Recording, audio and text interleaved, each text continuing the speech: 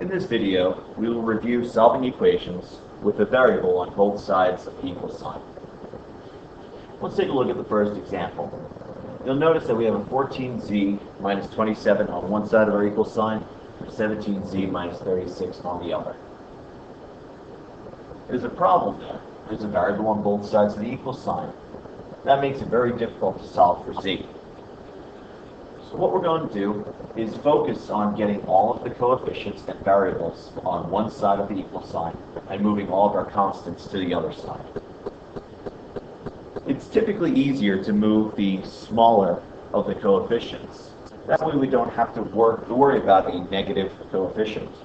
So in this case, we're going to move to 14z. At this moment, we're going to apply our subtraction property of equality and subtract 14z from both of our variable terms. That will remove the variable and the coefficient on the left side of the equal sign, leaving us with a negative 27, thanks to the additive inverse property.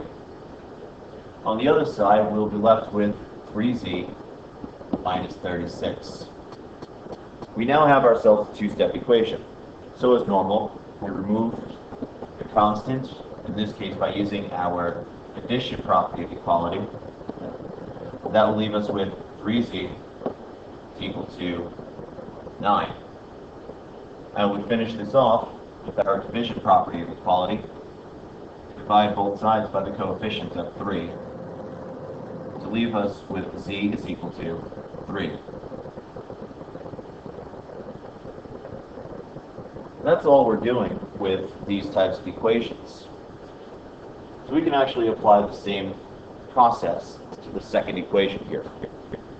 I'd like you to take a moment, pause your video, and attempt this equation before we go through it together.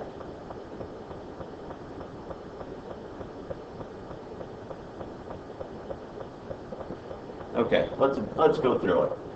Once again, you'll notice we have a variable on both sides of the equal sign. In this case, it's a 3g and a negative 6g.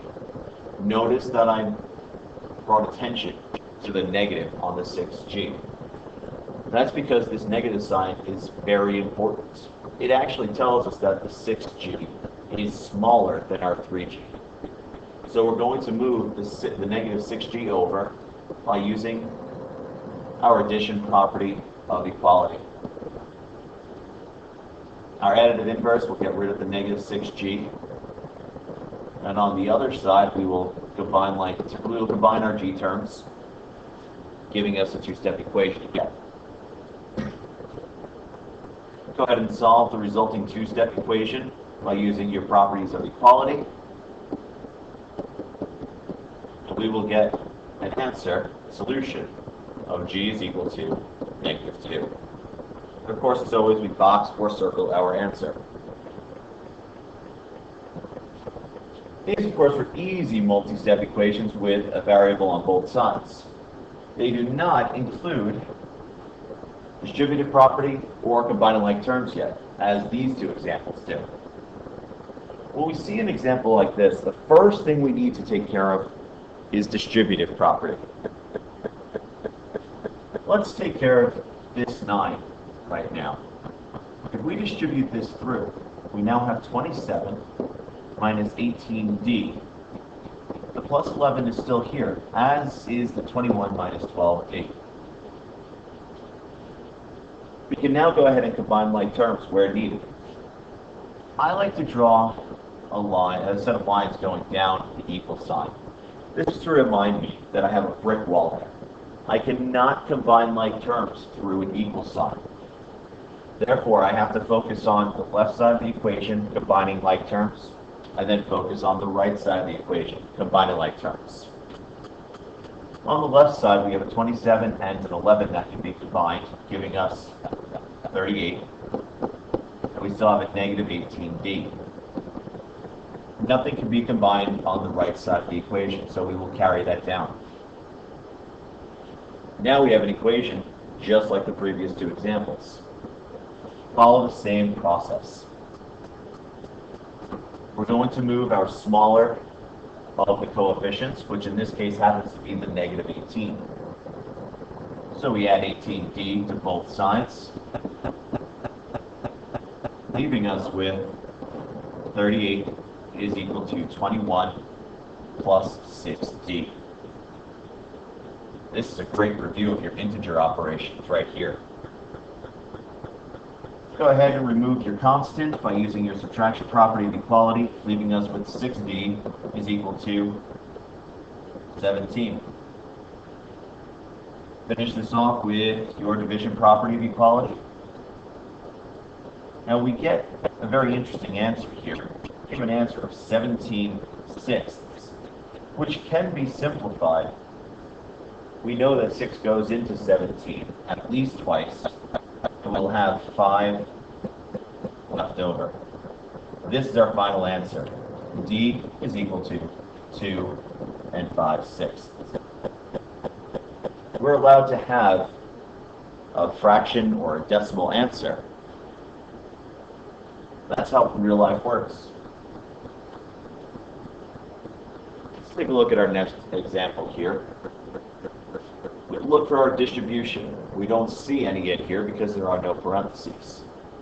Therefore, we go right to combining like terms. Once again, treat it as if there's a brick wall and combine your like terms. In this case, we have two W terms here that can be combined. Together, 7W and a negative 6W will leave us with 1W. However, 1 times W, by extension of our multiplicative identity, will leave us with just W. We can also combine our negative 13 and our positive 19, leaving us with a positive 6. The other side of the equation will stay the same. There's nothing to combine. Once again, we are left with an equation like the first two equations we had. We can move the smaller of our coefficients, which in this case would be the 1W. We'll use our subtraction property of equality